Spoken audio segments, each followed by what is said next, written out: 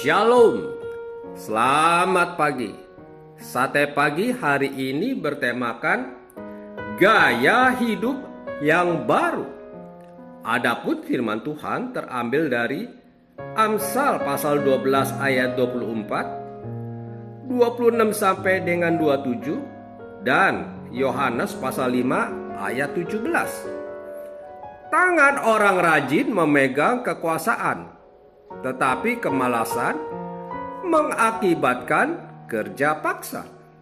Banyak orang sekarang berduyun-duyun menjadi pebisnis, apalagi dengan kemudahan teknologi yang menolong orang untuk dapat melakukan bisnis online secara perorangan. Ada orang yang berbisnis karena benar-benar memiliki passion di bidang itu. Namun ada orang yang sekadar menjadikan sebagai usaha sampingan. Ada yang melakukannya karena suka, tetapi ada juga yang karena terpaksa. Seperti akhir-akhir ini dengan ekonomi dunia yang semakin anjlok dan harga sembako yang semakin naik, membuat beberapa pekerja tak mampu menggantungkan hidup pada upah bulanannya, sehingga beberapa terpaksa mencoba peruntungan mereka dengan berbisnis. Apapun alasannya, tak dapat disangkal bahwa beberapa pebisnis memulai usaha mereka karena tekanan kebutuhan ekonomi. Di sisi lain, ada juga beberapa orang yang membenci bisnis dengan berbagai alasan. Namun hari-hari ini bisnis bukan lagi satu opsi dalam hidup kita. Bisnis sudah seharusnya dijadikan gaya hidup. Ketika dunia ini diciptakan, Tuhan bekerja selama 6 hari dan semuanya baik. 4.000 tahun kemudian Tuhan Yesus menyaksikan bahwa Bapa masih terus bekerja, bahkan hingga di masa kita hidup. Oleh karenanya kita juga harus terus bekerja. Ibaratnya kita bekerja di suatu perusahaan dan bosnya terus bekerja. Apakah kita akan duduk berpangku tangan dan tiap bulan tinggal menerima upah? Tentu tidak, bukan? Bahkan sekalipun bos di dunia ini tidak bekerja lagi, karyawannya harus tetap bekerja dengan giatnya.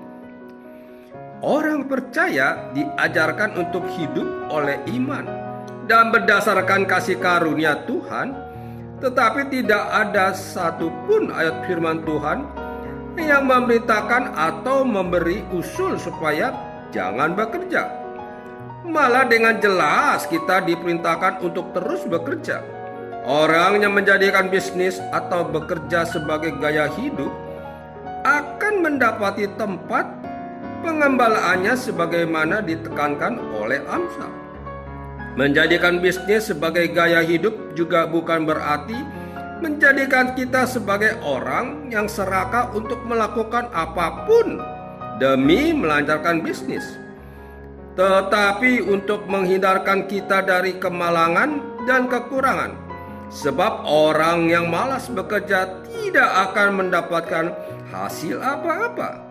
Dapatkah seorang siswa yang tak pernah belajar memperoleh peringkat pertama dalam ujian sekolah? Seorang pelari maraton tak akan pernah menjadi juara bila ia tak berlari dalam perlombaan. Jika ada yang berminat untuk berbisnis tetapi belum menemukan bisnis yang tepat, tetaplah berusaha dan terus maju. Sebab hasil akhir yang baik hanya tersedia bagi orang-orang yang telah bekerja keras. Jadikanlah bisnis sebagai gaya hidup yang baru dan selamat menikmati hasil-hasilnya. Jalani hari-hari ini dengan hidup menjadi pekerja yang rajin dan tak kenal lelah. Dan bagi Anda yang telah menjadikan bisnis sebagai gaya hidup, bersiap-siaplah untuk menuai hasilnya. Amin. Mari kita berdoa.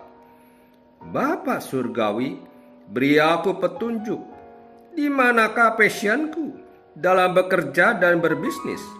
Mohon pencerahan darimu, Bapa. Dalam nama Tuhan Yesus aku berdoa. Amin.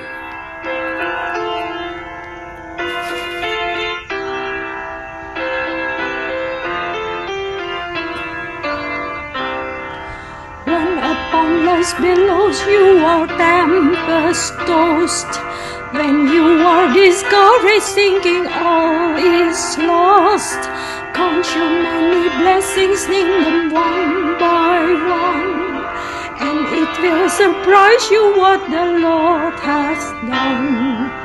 Count your blessings, name them one by one.